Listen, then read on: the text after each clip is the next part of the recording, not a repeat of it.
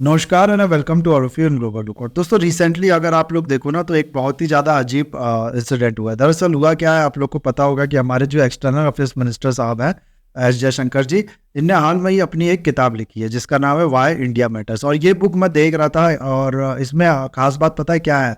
अक्सर आप लोग ने देखा होगा कि जितनी भी बुक्स होती है जो इंडिया की राजनीति को, चाहे वो इंटरनल राजनीति हो या फिर दूसरे कंट्रीज़ के साथ हमारे जो रिलेशन है वो हो, या फिर बाकी भी अगर इंडिया की डिप्लोमेसी है, इन सब चीज़ों को समझाने के लिए अगर आप लोग देखो ना तो इस्तेमाल किया जाता है महाभारत के जो कैरेक्टर्स हैं उनका। किसी को कोई बहुत ज़्यादा अच्छा दिमाग लगाता है, कोई बहुत ही ज़्यादा आप लोग कह सकते हो समझदारी वाला काम करता है तो उसको कृष्ण कहा जाता है, कोई त्याग वाला काम करता है तो उसको कर्ण कह दिया जाता है। जो मनमोहन सिंह साहब है उनको अक्सर भीष्म पितामह कहा जाता है। तो इस तरीके के रेफरेंस जो है ना वो ज़्यादातर दिए जाते हैं महाभारत से। लेकिन इस किताब में अगर आप लोग देखोगे ना तो रामायण के जो रेफरेंस है वो दिए गए हैं। इसमें हनुमान, अंगद, लक्ष्मण, इन सब चीज़ के जो रेफरेंस है वो दिए गए हैं।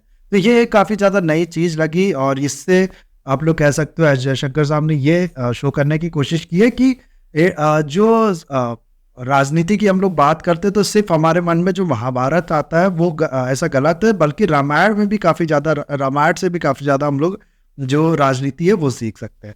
तो ये एक चीज़ मैंने देखा है, एक नई चीज़ इसमें फाउंड की जो मैंने आप लोग को बताया। उसके अलावा अगर आप लोग देखो ना तो इसी बुक को लेके ये आप एक इंटरव्यू दे रहे होते हैं जिसमें इनसे एक सवाल किया जाता है। इनसे पूछा जाता है कि क्या कोई कंट्री ऐसी है जिसको कहा जा सकता है कि इंडिया के लिए वो लक्ष्मण है, और इंडिया के लिए लक्ष्मण कौन है। बेसिकली इस तरीके की बातें इनसे पूछी जाती है। लक्ष्मण आप लोग को पता होगा रामायण का एक कैरेक्टर है जो कि राम, जो कि गॉड राम थे, उनका हमेशा उनने सपोर्ट किया है। भाई, बड़े भाई को जंगल में जाना पड़ा तो ये भी साथ में गए थे, लक्ष्मण जी भी साथ में गए थे। कोई वॉर हो, किसी से लड़ाई हो, हमेशा एक आप लोग कह सकते हो ढाल की तरह कह लो या फिर बैकबोन की तरह इनके पीछे खड़े रहे लक्ष्मण जी जो थे वो। तो यही सवाल पूछा गया कि क्या कोई कंट्री है जो कि इंडिया के साथ ऐसा कर सकती है। तो इसके बारे में देखो इनने क्या क्या।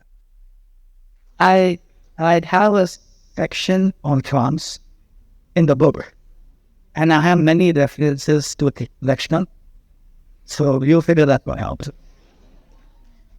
तो ये चीज़ आप लोग ने देखी, ये कहते हैं डायरेक्टली, हालांकि एक्सप्लिसिटली तो ऐसा नहीं कहते, लेकिन इनका जो इशारा वो ये कि फ्रांस एक ऐसी कंट्री है जिसको कहा जा सकता है कि वो हमेशा इंडिया का साथ देती है या आने वाले टाइम में भी दे सकती है। अब हो सकता है यहाँ पर बहुत लोग को शौक लगा होगा कि हम लोग अक्सर सोचते हैं कि जो रशिया है वो बहुत ज़्यादा हमारी जो फ्रेंडली कंट्री है वो है, तो उसका नाम ना लेके फ्रांस का नाम यहाँ पर अगर आप लोग देखो तो लिया गया है। तो ये काफ़ी ज़्यादा नई चीज़ लगी है। इसके बारे में मैं अगर आप लोग को बताऊँ ना तो बहुत टाइम पहले मैंने एक वीडियो बनाया था। अभी इंडिया और फ्रांस के जो रिलेशन है इसको 25 साल हो गए, ऐसा हाल ही में 25 साल पूरे हुए हैं। तो इसी दिन इसी टाइम पे मैंने एक वीडियो बनाया था जिसमें मैंने आप लोग को बताया था कि कैसे फ्रांस ने हमेशा इंडिया की हेल्प की है। जितने जब पूरी कंट्रीज आप लोग कह सकते हो पूरे वर्ल्ड जो है उसने भी इंडिया को क्रिटिसाइज किया, इंडिया के अगेंस्ट में एक तरीके से एक्शन लिया, तब भी फ्रांस ने इंडिया का सपोर्ट किया। तो टाइम पे फ्रांस ने कैसे इंडिया का सपोर्ट किया पूरा मैंने आप लोगों को उस वीडियो में बताया था। नहीं देखा आप लोग ने तो जाके देख लीजिएगा, उसको मैं डिस्क्रिप्शन में डाल दूंगा लिंक। उसका आप लोग देख के कह सकते हो कि चलो फ्रांस के साथ रिलेशन तो हमारे अच्छे हैं, लेकिन रशिया के साथ हम लोग सुनते थे कि रिलेशन बहुत ज़्यादा अच्छे हैं और फ्रांस कब से रशिया से ज़्यादा इंपॉर्टेंट पार्टनर हो गया इंडिया का। देखो रशिया के साथ क्या प्रॉब्लम है, रशिया नो डाउट काफ़ी अच्छा फ्रेंड है इंडिया का, काफ़ी ज़्यादा इंडिया के इंटरेस्ट में इसने सपोर्ट भी किया है अपना। लेकिन अभी क्या एंगल है ना कि चाइना के साथ रशिया के जो रिलेशन है वो बहुत ज़्यादा इंप्रूव करते जा रहा है। और सिर्फ चाइना ही नहीं, अगर आप लोग देखो तो पाकिस्तान के भी वो क्लोज आ रहा है। पाकिस्तान को भी कुछ, हालांकि बहुत हैवी वेपन्स नहीं, कुछ वेपन्स सुनने में आया था कि रशिया जो है वो सप्लाई कर रहा है। तो कहने का मतलब है कि रशिया चाइना के साथ, पाकिस्तान का तो थोड़ी देर के लिए छोड़ भी दो, चाइना के साथ जो रशिया का अलाइनमेंट है ये इंडिया के इंटरेस्ट में उतना ज़्यादा काम नहीं कर रहा है। ये लक्ष्मण वाला काम नहीं है। लक्ष्मण चाहे कुछ भी हो जाता था, बड़े भाई कभी कुछ उल्टा सीधा भी बोल देते थे तब भी वो साथ में रहते थे। जबकि कल को अगर आप लोग देखो इंडिया और चाइना का, हम लोग एज्यूम कर लेते हैं कि कुछ प्रॉब्लम होती है, कोई वॉर होती है इंडिया और चाइना के बीच में, तो रशिया का अभी भी हम लोग इंश्योर नहीं कर सकते वो इंडिया का सपोर्ट करेगा। तो ये चीज़ यहाँ पर आ रही है, इसलिए रशिया का यहाँ पर नाम मोस्ट प्रोबेबली नहीं लिया गया होगा।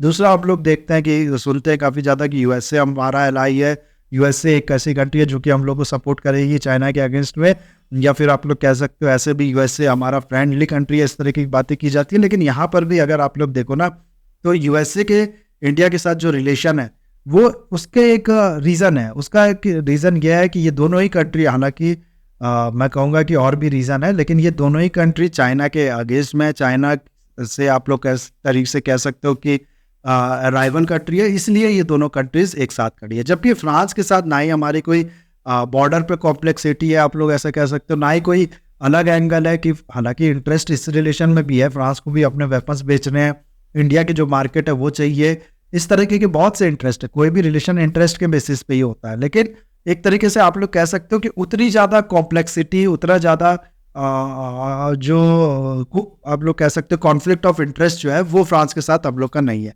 और फ्रांस के साथ अच्छे रिलेशन मतलब पूरे यूरोप के साथ अच्छे रिलेशन। तो इस चीज़ को देखते हुए इसीलिए आप लोग ऐसा कह सकते हो कि लक्ष्मण का जो रेफरेंस है वो चाहे इन्हें अपनी बुक में देना हो या फिर इंटरव्यू में देना हो, इनने दिया है फ्रांस को।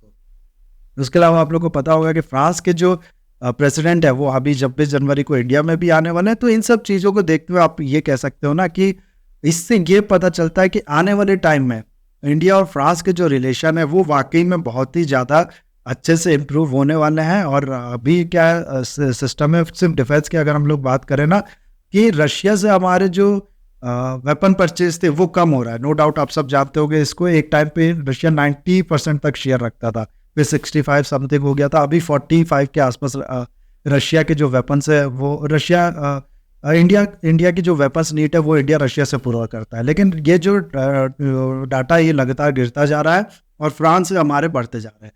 तो आने वाले टाइम में हम लोग देखेंगे कि फ्रांस जो है वो काफ़ी एक इम्पॉर्टेंट इंडिया के जो डिफेंस पर्सपेक्टिव से अगर आप लोग देखो या ऐसे भी अगर आप लोग देखो काफ़ी एक इम्पॉर्टेंट फ्रेंडली कंट्री बनने वाला है। तो इससे ये चीज़ पता चलता है। अभी जो दो चीज़ टेबल पे है, जब फ्रांस के प्रेसिडेंट इंडिया पे आएंगे, जो ये जो दो टॉपिक है जिस पे बात होने की चांसेस है, उसमें सबसे पहले तो अगर आप लोग देखो तो इंडिया 26 रफाल और खरीदने की बात कर रहा है। हालांकि हम लोग ने अराउंड 35-36 रफाल ऑलरेडी खरीदे हैं, अभी इसके अलावा 26 और खरीदने की बात हो रही है हमारा जो INS विक्रांत है ना उस पर स्टेशन करने के लिए। उसके अलावा अगर आप लोग देखो तो फिर एक और आप लोग कह सकते हो नए प्रोजेक्ट की बात करिए सबमरीन बनाने के लिए। इंडिया और फ्रांस ने मिलकर, आप लोग को पता होगा कि प्रोजेक्ट 75 के अंदर जो कैलवेरी क्लास सबमरीन है वो डेवलप की थी। स्कॉर्पियन क्लास सबमरीन है, उसी का नाम दे दिया गया इंडिया में कैलवेरी क्लास सबमरीन। अब और सबमरीन जो है वो फ्रांस डेवलप करेगा इंडिया के साथ मिलके। इस तरीके की जो बातें वो हो रही है यहाँ पर। पहले भी अगर आप लोग ने मेरी वीडियो देखी होगी तो मैं कई बार इस तरीके की बातें कर चुका हूँ कि फ्रांस जो है ना वो एक ज़्यादा रिलायबल पार्टनर हो सकता है इंडिया के लिए US से या फिर बाकी जो एंग्लो सेक्शन कंट्रीज है उनके कंपेयर में। क्यों? क्योंकि देखो USA की तो ऑलरेडी ऐसी हिस्ट्री है कि वो कभी रिलायबल तो हो ही नहीं सकता। एक आप लोग कह सकते हो ट्रस्टेबल पार्टनर USA कभी नहीं बन सकता। दूसरा अगर आप लोग देखो तो जो खालिस्तान का इशू है उसमें भी कभी USA या फिर बाकी कंट्री जो है वो इंडिया के फेवर में बात नहीं करती है। वो इनको टेररिस्ट नहीं, जो खालिस्तानी टेररिस्ट है इनको एक्टिविस्ट कहती है और इनको सपोर्ट भी करती है। तो ये भी एक आप लोग कह सकते हो कोलिजन है दोनों पार्टीज के बीच में। इसको इस्तेमाल करती हैं इंडिया को सप्रेस करने के लिए, इंडिया को अंडर कंट्रोल रखने के लिए। तो ये भी एक चीज़ है जो फ्रांस के साथ नहीं है हम लोग की। और फिर आप लोग कह सकते हो बहुत से इस तरीके के रीज़न है। फ्रांस को चाहिए कोई फ्रेंड, और एंग्लो सेक्शन कंट्री जो है इनका अपना एक ग्रुप है। तो फ्रांस जाहिर सी बात है इंडिया को एज अ फ्रेंड देख सकता है, इंडिया भी फ्रांस से काफ़ी ज़्यादा फायदा इस तरीके के ले सकता है। तो ये दो म्यूचुअल इंटरेस्ट जो है ना ये दोनों को लाता है क्लोज। तो ये सब चीज़ें हैं। लेट्स सी अभी इमैनुअल मैक्रोन जो है वो इंडिया में आते हैं तो किस तरीके की बातें होती है, किन किन टॉपिक्स पे बातें होती हैं, क्या वेपन्स इंडिया खरीदता है, क्या टेक्नोलॉजी इंडिया को मिलती है। इन सब चीज़ों के बारे में जैसे ही न्यूज़ आएगी मैं आगे आप लोगों को बताऊंगा। अभी इस वीडियो को मैं करता हूँ यहाँ खत्म। आई होप वीडियो आपको अच्छा लगा होगा। ऐसे लाइक कमेंट शेयर जरूर कीजिएगा। That's all, have a nice day.